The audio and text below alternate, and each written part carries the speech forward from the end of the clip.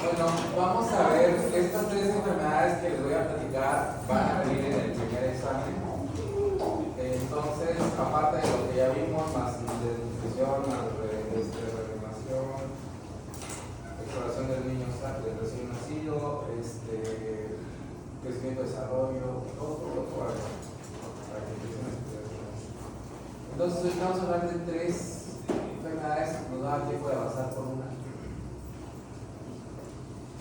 Enfermedades respiratorias del recién nacido. Hay muchas y aquí tienen que tener algo bien claro. En el paciente recién nacido, en el pediátrico general, pero en el recién nacido, la dificultad respiratoria puede ser manifestación de muchas causas, de que esté hipotérmico, de que tenga hipoglicemia, de que tenga una sepsis neonatal temprana, de que tenga un choque hipovolémico.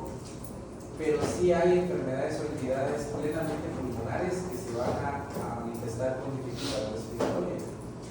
Y en este caso, las tres enfermedades que vamos a revisar es SDR, que es síndrome de dificultad respiratoria tipo 1, o enfermedad de membrana hialina. ¿Qué es lo que pasa con esta enfermedad? Esta es la primera. La siguiente es síndrome de aspiración de mejor, no apunten todavía síndrome de aspiración, solo esta. Y bueno, el nombre de la enfermedad nos dice que es un síndrome de dificultad respiratoria tipo 1, así lo ponen en algunos libros, o enfermedad de membrana hialina. ¿En quién se da o qué antecedente prenatal tiene? Generalmente es en prematuros menores de 34 semanas y de bajo peso al nacer. Esto quiere decir que entre menos peso tenga y menos semanas, su incidencia es mayor. Así que en niños menores de 28 semanas tenemos incidencias de 60% o más, es más pequeñito y menos peso tenga, más riesgo de tener esta enfermedad que se llama SDR. ¿Cuál sería la causa de esta enfermedad? ¿Qué creen que le ocasiona? La deficiencia de surfactante. No, bueno, exacto, la deficiencia de surfactante.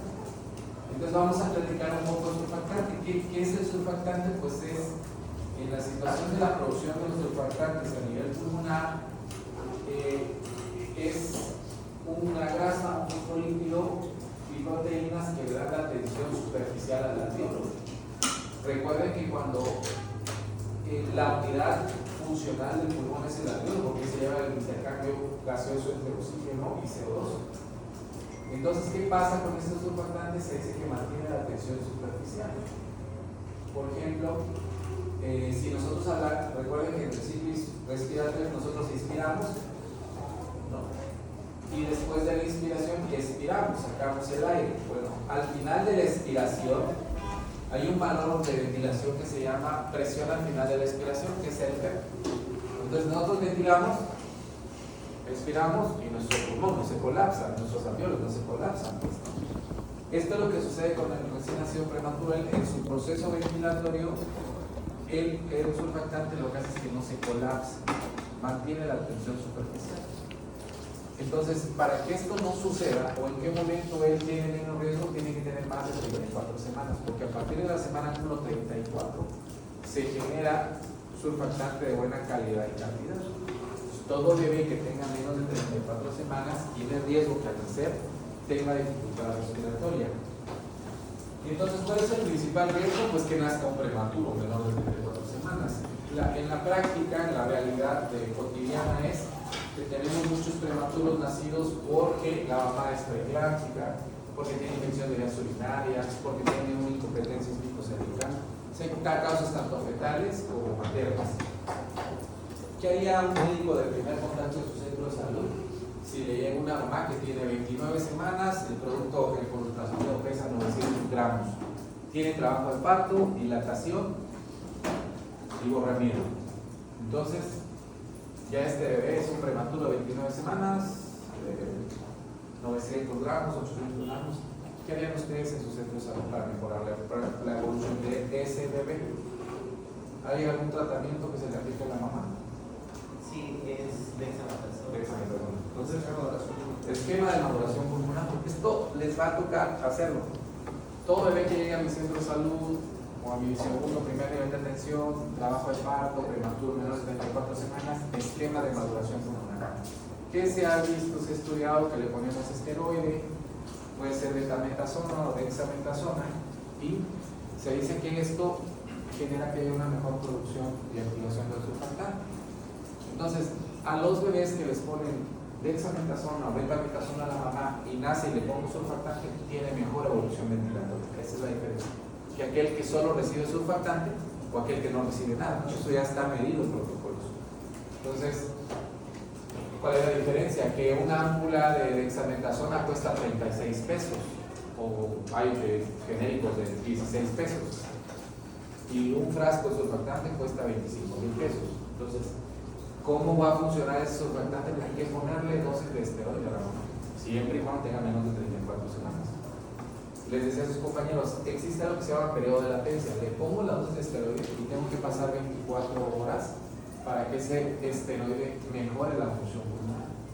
Entonces, si me llega a mí una mamá el día jueves a mi centro de salud con esas características, ya pónganle la primera dosis de esteroide.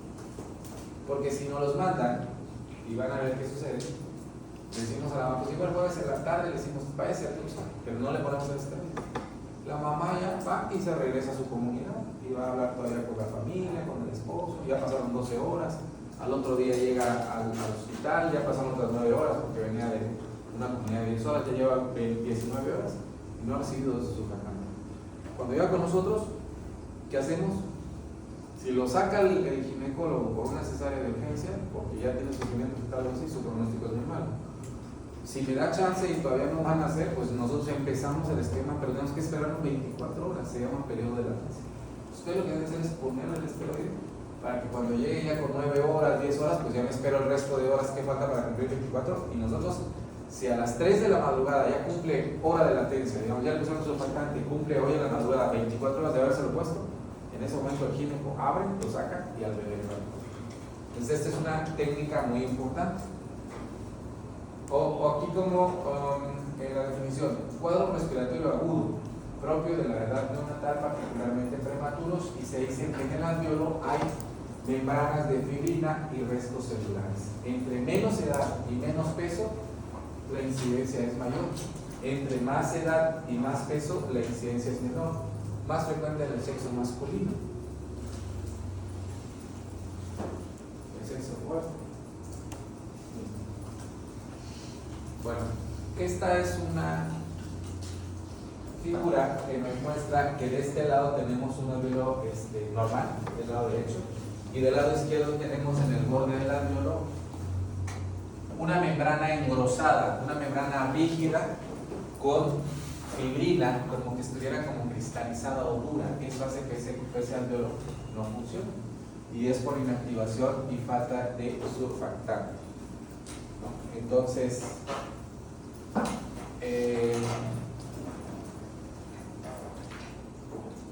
ahora, ¿recuerdan cómo es la circulación del feto? Tiene un foramen oval, un conducto arterioso permeable y tiene presión pulmonar alta. El pulmón está lleno de líquido.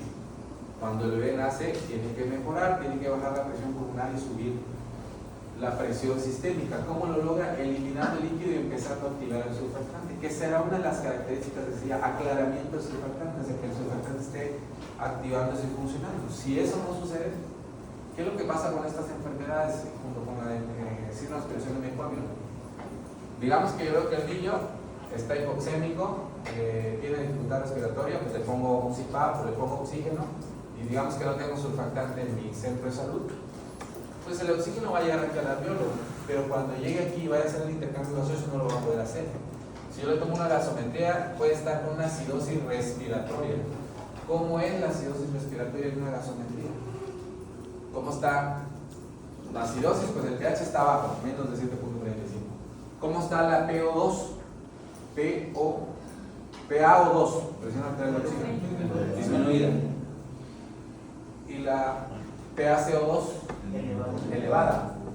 Y ya cuando uno lo analiza en fisiología es cierto, o sea, llega el oxígeno, quiere hacer el intercambio, no puede, elevo solo el CO2, retengo el CO2 en sangre y nunca hace el intercambio. Aunque yo en mi ventilador le ponga 100% de FiO2 y presión pulmonar, presión de PEP muy alta, el punto es el intercambio gaseoso. O sea, esto es un problema en el parénquima pulmonar. No es un problema en el bronquio, no es un problema en la vía superior, es un problema en el parénquima, en el alveolo pulmonar. ¿Qué es lo que hace el surfactante? Le ponemos esteroide, le ponen surfactante por la vía aérea con un tubo endotraqueal y esto le ayuda a que se activen las células productoras de surfactante y que esto mejore la función pulmonar. Obviamente que el prematuro no solo tiene el problema del surfactante, tiene el problema de inmadurez cerebral, tiene un cerebro inmaduro, tiene una retina inmadura, tiene un cerebro inmaduro, un intestino inmaduro. En este caso, el prematuro no solo tiene la condición grave pulmonar, sino de otros muchos órganos, pero eso lo trataremos más adelante. Pero imagínense que de por sí tiene un cerebro inmaduro, pequeño, con riesgo de hemorragia, si aparte le agrego hipoxia y acidosis respiratoria, mayor riesgo. Algo importante que hace muchos años en las excursiones ventilatorias nuestros maestros intubaban a los pacientes en 1990 y nos ponían oxígeno al 100%. ¿Y qué hace el oxígeno? Los radicales libres dañan los tejidos, o sea, por eso siempre los valores son basados en gasometrías, en condiciones químicas y en parámetros ventilatorios. ¿Qué debo de hacer? Siempre que mi bebé o mi paciente vaya mejorando y su presión arterial de oxígeno vaya mejorando, yo debo de bajar los niveles de oxígeno, porque también el oxígeno es dañino y en el prematuro es muy malo para la retina. Entonces, la verdad aquí, aunque le ponga mucho oxígeno, si no le pongo surfactante, no va a mejorar. O sea, el tratamiento es surfactante. ¿Por qué este bebé pudiera infectarse y hacer una neumonía? Porque sucede que el surfactante, al estar en el alveolo, protege que ese pulmón no se colapse y no lleguen bacterias gram negativas. Entonces también este bebé, otro de los problemas que tiene es que se puede infectar, puede ser una neumonía. ¿Por qué? Porque no tiene... ¿De qué manera se administra el surfactante, perdón? Ahorita lo vamos a ver. Bueno, entonces el tratamiento es surfactante. Este es un niño y en general cuando vemos esta radiografía, entre más blanca quiere decir que está menos aireada y que obviamente el parénquima pulmonar no está haciendo el intercambio gaseoso adecuado. Este es un mismo niño, acaba de nacer, 30 minutos, le pongo el surfactante y después mejora. La evidencia de la mejoría con la aplicación es rápida, se ve, se constata por la radiografía y también con la gasometría mejora. Entonces aquí, fíjense lo que dice allá, alguien que lea esos textos porque me duele mucho la garganta. Inicio precoz de SDR en un recién nacido pretérmino. Cuadro clínico compatible, radiografía compatible. Entonces, prematuro. Aquí este punto es importante. Es prematuro y tiene dificultad respiratoria. Aunque no tenga la radiografía, le pongo el surfactante. O sea, tiene 29 semanas, pesa 900 gramos, Silverman de 6, dificultades de que nace fluitud, le pongo surfactante. ¿Puede ser debajo de 34, por ejemplo? O sea... Ahí va el punto. Los que tienen menos de 32 evidentemente van a tener dificultad para respirar desde que nacen. Y los que tienen entre 32 y 34, recuerda que la grafiquita que veíamos ahí en la diapositiva anterior, entre más semanas tiene, la incidencia baja. Pues conforme te vas echando a las 34, o sea, el que está después de 34 es difícil que tenga ese cerebro.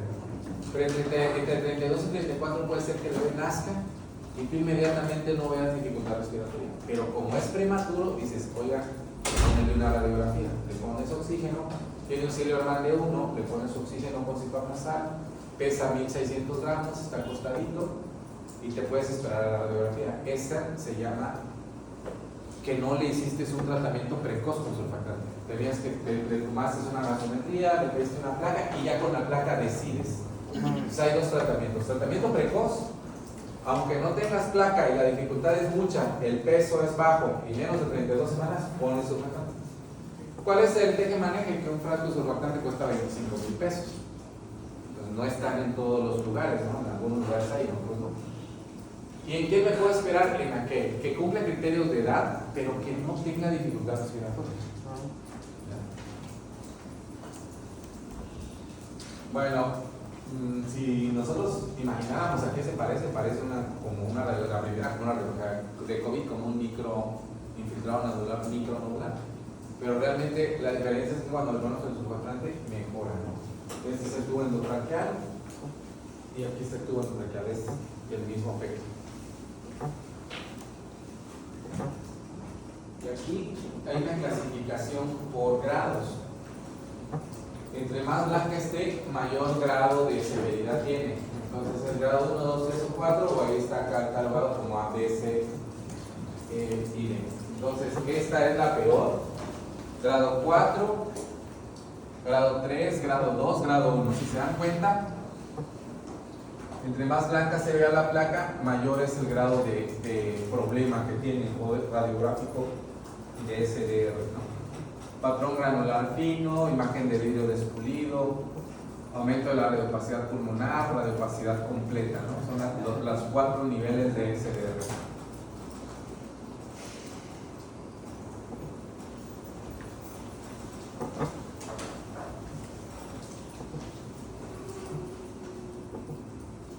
Este también le pongo porque ya me da mucho se lo voy a explicar la próxima clase, porque si hay cosas aquí que explicar. Tómale una foto.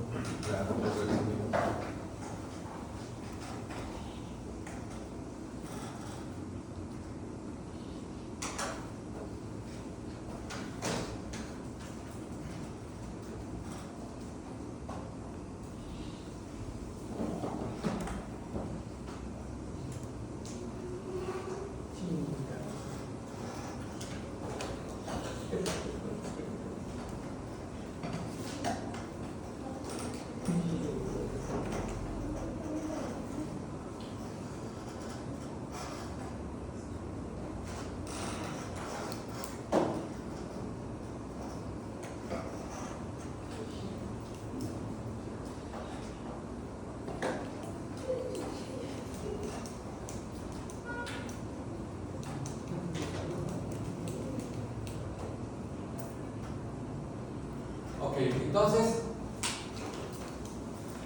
la próxima diapositiva preguntaba la técnica. Todo paciente que le voy a poner surfactante, y esto es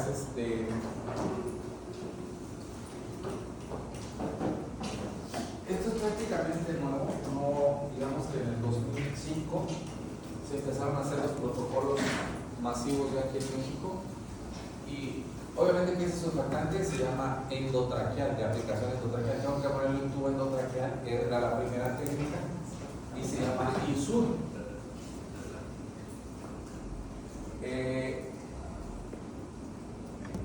¿Qué querrá decir ISUR cuando yo me pregunto? Como son gringos, a veces quién sabe qué, ¿no? Pero no. IN quiere decir intubo, SUR quiere decir surfactante, y E quiere decir extubo.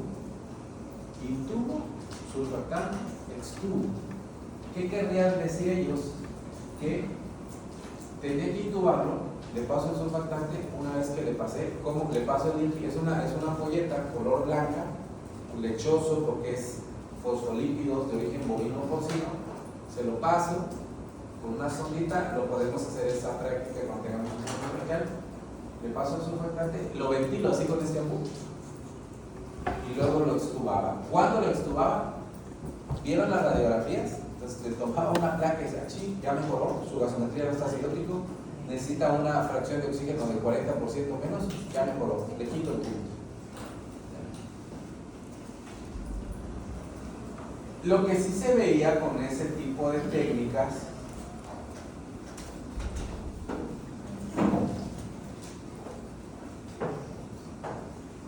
es que existe daño inducido por el respirador. O sea, ya cuando ustedes, los quienes quieren ser intensivistas o terapistas o internistas, se dan cuenta que ya la medicina progresa rapidísimo. Entonces, Antes decíamos, bueno, lo ventilemos, ¿no? Y que viva el bebé o el adulto mayor, la abuelita, que intubarlo, metan el tubo endotraqueal y que respire. Eso estaba chido. El problema es que también se ve que tienes un pulmón, tienes aire, oxígeno, entonces le metes aire, pero no es una entrada fisiológica, porque lo que te lo está metiendo es el ventilador con cierta presión. Entonces esta presión ya se ha visto que causa lesión o trauma, porque está golpeando al pulmón. Entonces, mantener un paciente intubado, hay un proceso inflamatorio pulmonar, hay una agresión pulmonar. Por eso ya en los adultos, en otras edades, se habla de volúmenes. No le doy tanta fuerza a la cantidad de aire que le meto, más le doy volumen, le doy más cantidad de volumen y menos presión, que eso lo van a ver después. Pero bueno, uno de los problemas era, sí le estoy poniendo surfactante, pero el darle presión fuerte al pulmón me lo va a lesionar. Peor distribución de surfactante era uno de los problemas, que se hacía que, como están las ramificaciones de los bronquiolos, no a todas las partes del pulmón les llegaba el surfactante. Y posible dificultad para extubarlo precozmente. O sea, ya lo había intubado, le había puesto el surfactante y después no lo podía extubar porque no tenía que se hacía apneas, le hacía una neumonía, se complicaba. Entonces, esa técnica en SUR es de las más nuevas, pero también se empezaron a crear otras que se están haciendo. Por ejemplo, ahorita esta que se llama LISA es diferente. Esta técnica, han visto una sonda de aspiración, bueno, delgadita, abrimos la vía aérea, le colocamos la sonda, pero no va hacia el esófago, va hacia la laringe y pasa por la tráquea, o sea, va a la vía aérea, ¡pum! Es muy delgada. Imagino, no sé qué sentirá el bebé si hablara, si le torteara todo. Pero lo que hacemos es que pasamos esa sonda y dejamos que él respire solo. Está respirando y le ponemos una jeringa con el surfactante y él empieza solito, con su dificultad respiratoria, a meter el surfactante, que es mecánica ventilatoria, lo distribuye mejor. ¿Okay? Como dice el Chavo del 8, pero ni tan bueno.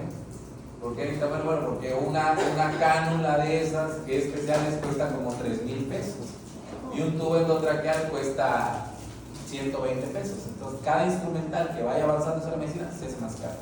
Entonces, ¿es mejor técnica la LISA? Sí. Ahora, mantiene una ventilación no invasiva, o sea, ni siquiera lo intubo. Le meto ese catéter en la vía respiratoria, pasamos surfactante, él solito va metiendo el surfactante porque va ventilando, se va moviendo el tórax y va a mejorar. Lo agredo menos porque no le doy una presión alta. Mejor distribución de surfactante exógeno, ventilación espontánea con CPAP, que no incluye ventilación mecánica convencional, que es la ventilación de la presión. Permite respiración espontánea. Técnica de utilización de surfactante menos invasiva, sin intubación y sedación. Apoyar por las recomendaciones de uso del CPAP en el apoyo a la transición del nacimiento y el recién nacido. Esta técnica hace que no lo tengan que intubar. Hay un aparato que se llama CPAP, que en la clínica lo van a ver cuando vayan con la doctora Aranda. Le preguntan si tienen algún paciente con CPAP. Hay muchos ahí en el hospital, les voy a enseñar. Es un aparato que le ponemos en la nariz, que eso hace que no intubemos a los bebés. Entonces, estas son las dos técnicas de aplicación. Ojo, ¿en qué momento debo aplicar el surfactante? En las primeras 24 horas de nacido.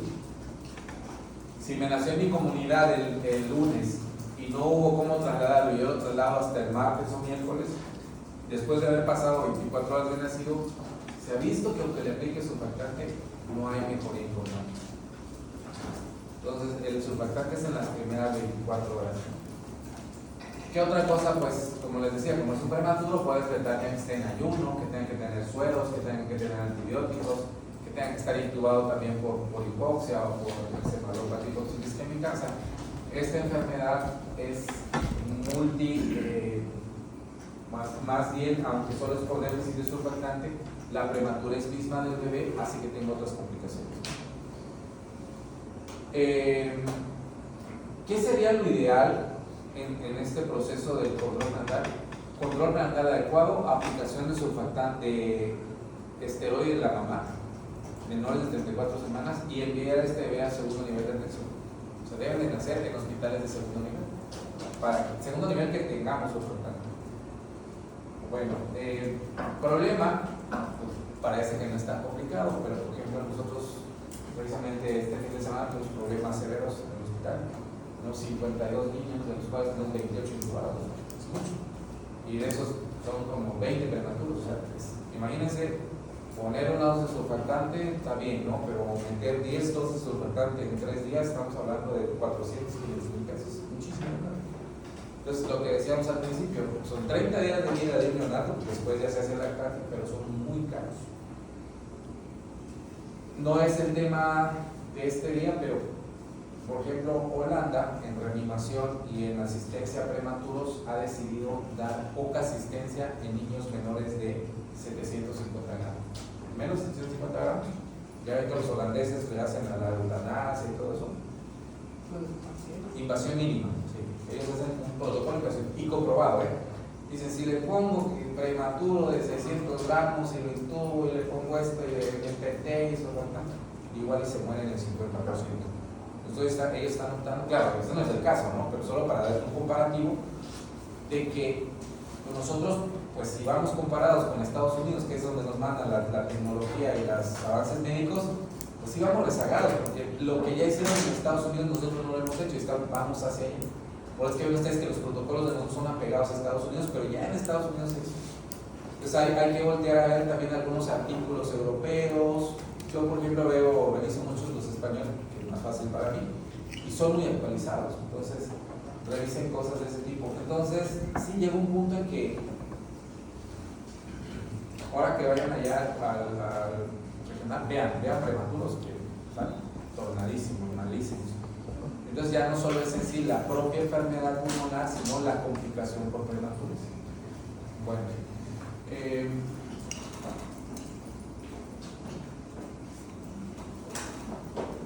tomen esta foto, habla de las características del surfactante bioquímicas. Tiene fosfolípidos 80%, proteínas 10%.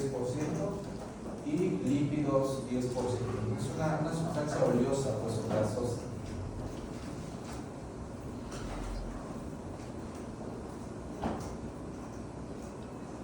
Ese es el CPAP. Este aparato es un prematurillo. Este aparato tiene una punta nasal que va hacia la cabeza y otro que es mejor, es más caro. Solo digamos que esta punta nasal me cuesta 500 pesos o 600, este tramito como 600 pesos y el conito cuesta como 1200. Entonces es muy caro. Bueno, vean, aquí tiene casi por lo general un tubo de color azul y un tubo de color blanco. ¿Cuál es la maravilla de este aparato del CPAP? Bueno, sé que esto lo empezó a hacer un chino hace muchos años. Nacieron un montón de chinos con problemas ventilatorios, no tenían tantos ventiladores. Entonces ideó esto. Una de estas mangueras agarra y se va a un tanque de oxígeno. Una de estas mangueras agarra y se va a un tubo de presión de agua. Mete la punta de ese tubo a un tubo de agua. Y después se unen estas dos y al pasar el oxígeno aquí, manda presión de agua. O sea, el agua hace que tenga presión para traer el oxígeno. O sea, genera una presión a partir del agua. Entonces, uno lleva oxígeno, el otro presión de agua. Y esto hace que interesante, porque esto, recuerden, en la mecánica ventilatoria, cada que ventilamos, vencemos una presión negativa, porque hacemos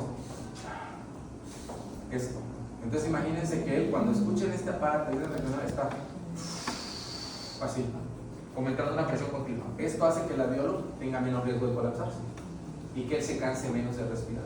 Está entrando una presión continua de la vía aérea por medio de la nariz y evitas obstruir la boca. Eso también, los objetivos últimos de las ventilaciones es que sean más nasales. Claro, por ejemplo, los adultos metemos en vía oral y una vez que hagamos, idealmente 15 días, 3 semanas, no hay mejoría, traqueostomía. ¿Por qué? Porque te evitas todo el riesgo que tienen por la vía oral. Entonces este es el aparato así. Uno lleva oxígeno y otro lleva presión de agua. Bien, es muy sencillo. Les va a tocar tal vez en su centro de salud inventar uno, cómo se hace con unas puntas nasales. Agarramos la puntita nasal, como las que se usan en los adultos. Agarras la punta nasal, le pones uno y como la guía viene así doble, le cortas y uno lo conectas al oxígeno y la otra puntita lo metes al agua y eso a veces te funciona. Pero bueno, este chino cochino lo que hizo fue inventar eso Se lo llevaron a Estados Unidos, mejoraron las técnicas en Estados Unidos. Ahora, hace muchos años trabaja para el gobierno de Estados Unidos, para el sistema de salud de Estados Unidos. ¿Qué hacía? Costos bajos, que no es lo mismo que el ventilado. Mejor sobrevivir y mejor lesión y menos riesgo de neumonía. Porque una vez que tú le metes un tubo endotraqueal a un paciente, que la edad que sea, va a neumonías. Entonces eso es muy interesante. Y obviamente es un mejor pronóstico. Le podemos dar de comer. No solo se utiliza para esto, ya cuando vaya a la clínica les vamos a explicar que se puede utilizar para otros problemas. ¿Saben cómo qué simula esto? Como una mascarilla de alto flujo que se utilizaron ahorita en COVID, en el adulto. Es más o menos esto, pero esto está con presión. Un ejemplo. Le pongo poco oxígeno, digamos 30% de oxígeno y 25% de presión. Entonces necesito menos oxígeno y poca presión. A tener 80% de oxígeno para que oxigene bien, porque no nada le está ayudando a meter aire, él está jalando. Y en cambio cuando tengo este aparato, este le empuja el oxígeno. Esa es la diferencia. Bueno, si hay dudas o preguntas, para la próxima semana.